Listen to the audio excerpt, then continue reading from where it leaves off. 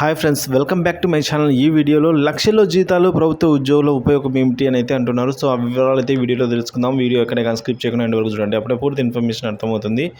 అలాగే వీడియో నచ్చినట్లయితే లైక్ చేయండి. ఇంకా సబ్స్క్రైబ్ చేసుకున్నట్లయితే మన ఛానల్ సబ్స్క్రైబ్ చేసుకున్న ద్వారా నేను చేసే ప్రతి ఒక్క వీడియో మీ వరకు రీచ్ అవుతుంది.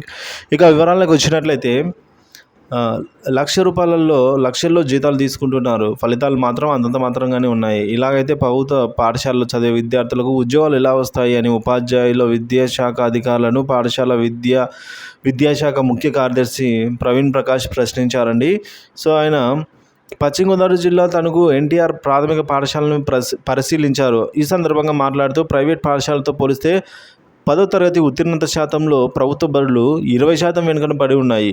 సో అధ్యాపకులు ఎంతో అనుభవం కలిగి ఉన్న అధ్యాపకులున్న పరీక్షల్లో 100% ఫలితాలు సాధించకపోవడానికి కేవలం ఇది నిర్లక్ష్యమే అని అయితే చెప్పుకొచ్చారండి. కోట్ల రూపాయలు వెచ్చించి సౌకర్యాలు కల్పిస్తున్న ఫలితాలు మెరుగుపడడం లేదు.